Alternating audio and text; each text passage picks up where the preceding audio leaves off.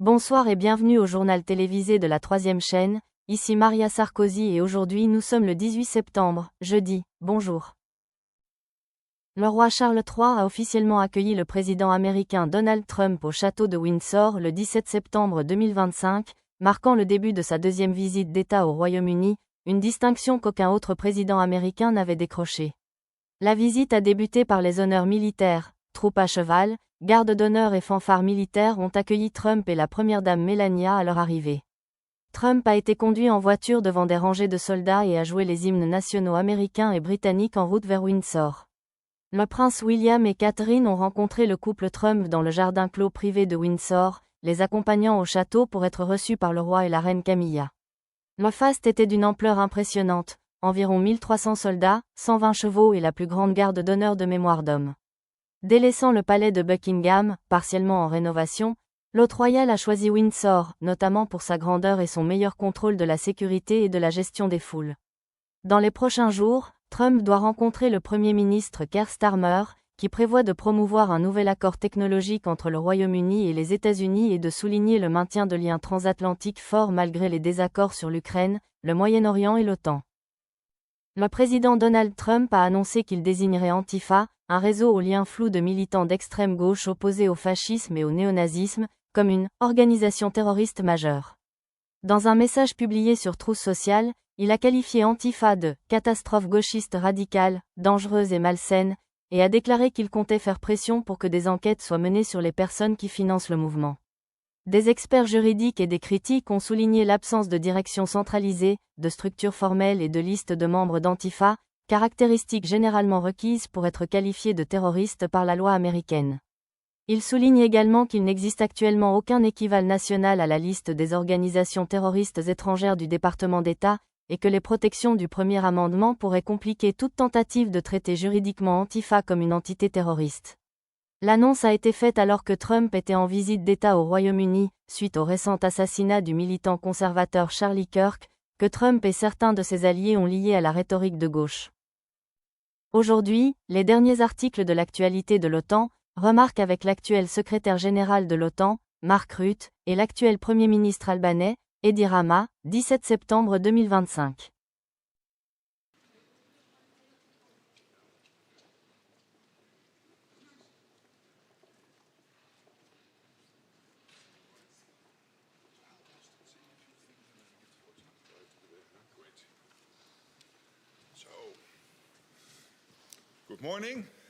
Bonjour.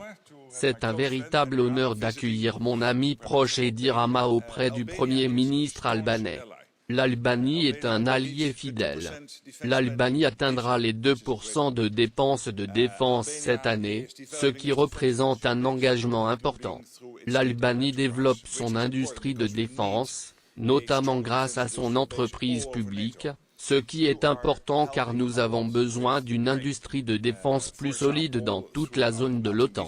Vous apportez une aide précieuse à l'Ukraine, notamment grâce à notre commandement à Visby, où nous avons une délégation albanaise, mais aussi à travers la formation linguistique des pilotes de chasse et des techniciens.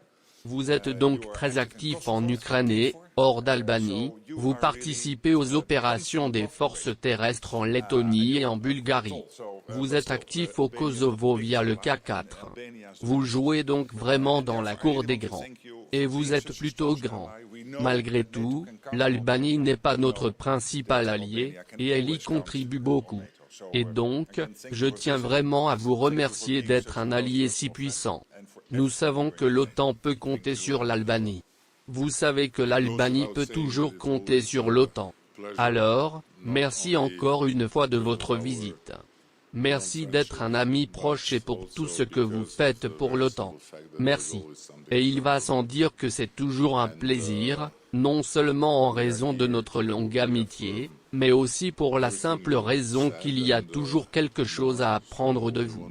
Nous sommes ici pour réaffirmer tout ce que vous avez dit, et même plus. Nous voulons donc aller plus loin et nous lançons actuellement la renaissance de notre industrie militaire. Nous sommes impatients de discuter avec vous des travaux futurs que nous pourrions entreprendre pour rendre possible la construction du nouveau port militaire de Porto Romano en Albanie.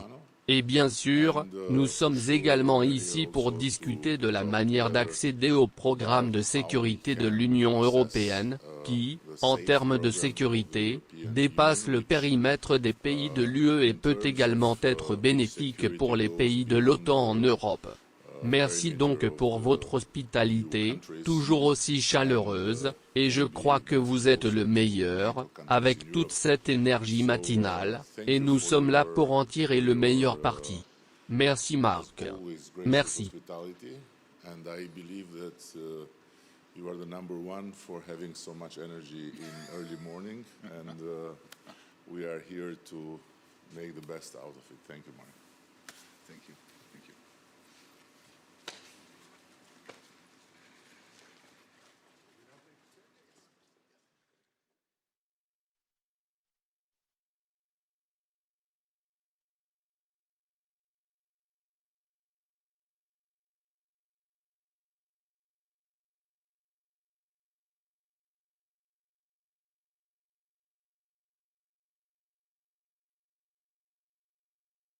Derniers articles publiés aujourd'hui depuis le siège de l'ONU à New York, point de presse conjoint des signataires du Conseil de sécurité de l'ONU des engagements communs sur les femmes, la paix et la sécurité (FPS), prononcé par Sang-Jin Kim, chargé d'affaires, actuel ambassadeur de Corée auprès de l'ONU.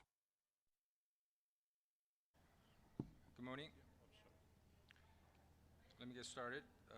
We, the representatives of Denmark, France, Greece, Guyana. Bonjour. Permettez-moi de commencer.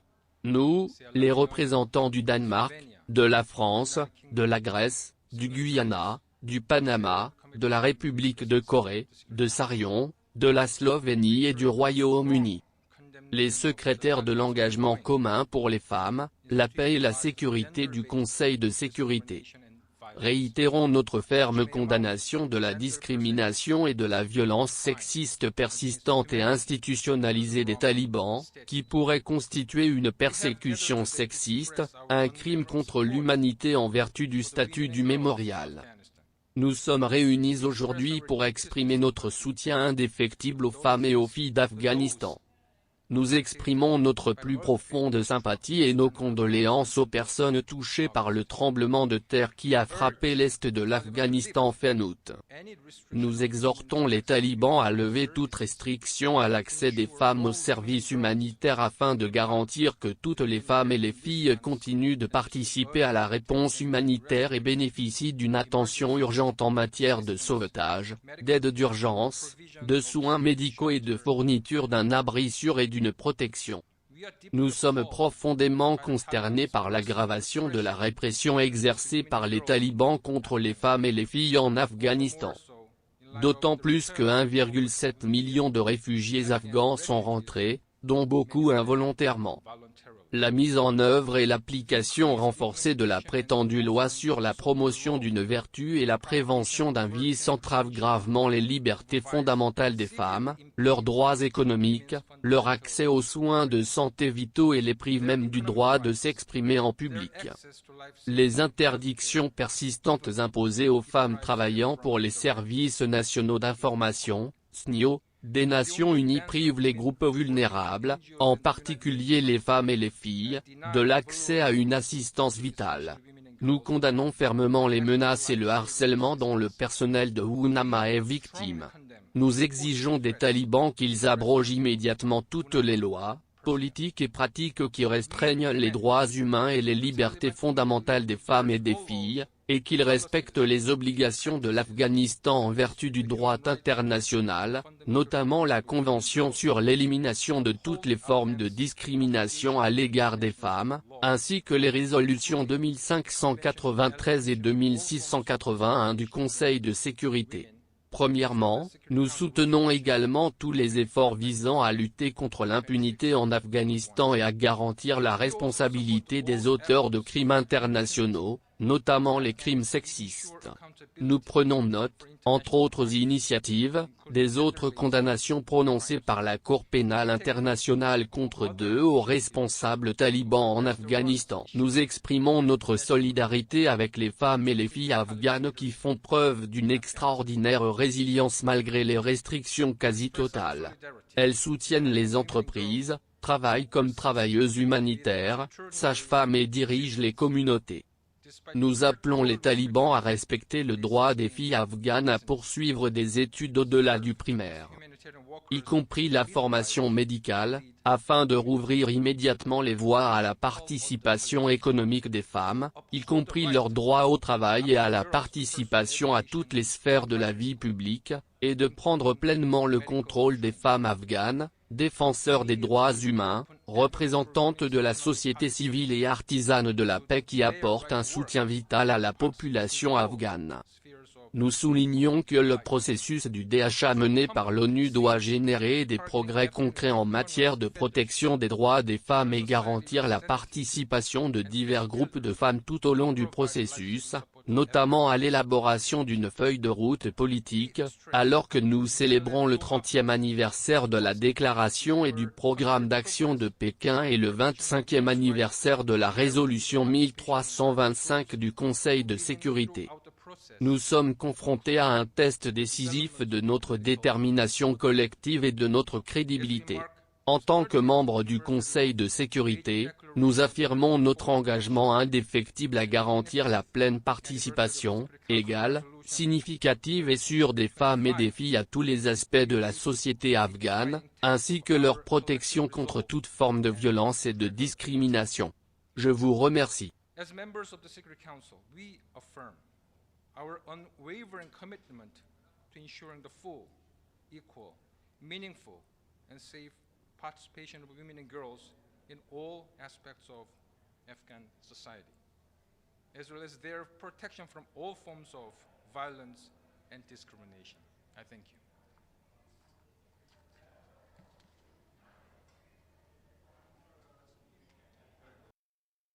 La Commission européenne a présenté une proposition visant à imposer des sanctions à Israël pour ses opérations militaires à Gaza et l'intensification de son occupation en Cisjordanie, invoquant des violations de l'accord d'association UE-Israël. Les principales mesures comprennent des sanctions contre 2 ministres israéliens radicaux, Itamar Ben-Gvir, Sécurité, et Bezalel Smotrich, Finances, ainsi que contre des colons violents et des organisations de colons accusés d'inciter à la violence en Cisjordanie. L'UE suspendrait également les concessions commerciales préférentielles accordées dans le cadre de l'accord d'association. Cela signifie que les marchandises auparavant exonérées de droits de douane pourraient désormais être soumises à de nouveaux droits de douane, coûtant à Israël environ 227 millions d'euros par an. Les responsables affirment que ces sanctions constituent une réponse à la détérioration rapide de la situation humanitaire à Gaza, notamment l'offensive terrestre, les restrictions à l'acheminement de l'aide et l'expansion continue des colonies. Les dirigeants de l'UE soulignent que l'objectif n'est pas de punir Israël, mais de faire pression sur son gouvernement pour qu'il change de cap, en insistant sur un cessez-le-feu immédiat, un accès total à l'aide humanitaire et la libération des otages détenus par le Hamas. Israël a fermement rejeté ces propositions, les qualifiant d'incomplètes sur le plan juridique et alléguant qu'elles renforcent le Hamas. Les sanctions proposées requièrent le soutien des États membres de l'UE à la majorité qualifiée. Certains, dont l'Allemagne et l'Italie, s'y sont jusqu'à présent opposés. Cet article présente un nouveau pacte de défense entre l'Arabie saoudite et le Pakistan, marquant une étape importante dans la coopération militaire et sécuritaire entre les deux pays. Signé mi-septembre 2025, cet accord vise à renforcer la coordination sur les questions de défense, notamment les exercices militaires conjoints, la lutte contre le terrorisme et les questions de sécurité régionale. Ce pacte intervient alors que les deux pays évoluent dans un paysage géopolitique complexe au Moyen-Orient et en Asie du Sud.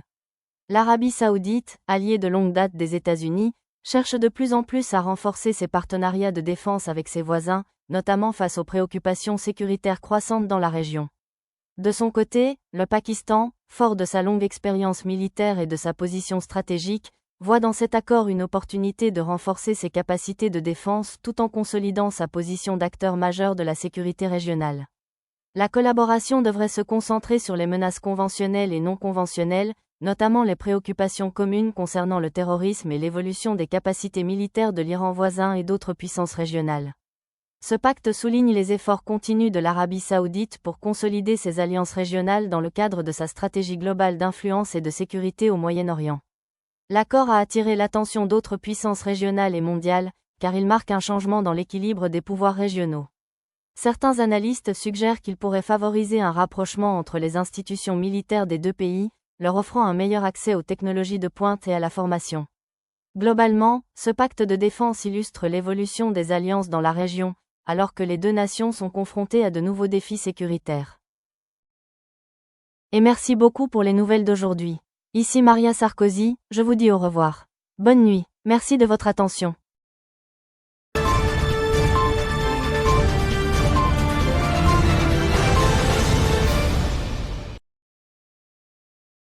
Le sponsor de l'exposition est MC Donald France. Le sponsor de l'exposition est Service de nettoyage Monsieur Propre.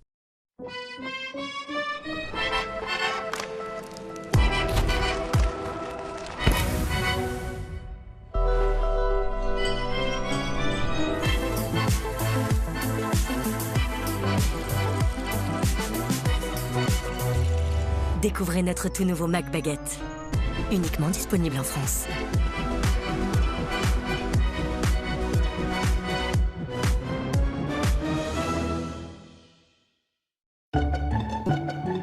Vous avez l'impression que la graisse se répand partout dans votre cuisine? Eh bien, regardez de plus près, elle n'est pas seule. En réalité, la graisse forme un cocon protecteur qui permet aux bactéries de se développer rapidement. Nouveau Monsieur Propre, Flash Propreté. Dissout rapidement la graisse, tout en éliminant 99,9% des bactéries et le virus de la Covid-19. Pour des surfaces impeccablement propres et saines, tous les jours, sans effort. C'est ça, la propreté de Monsieur Propre. Monsieur Propre.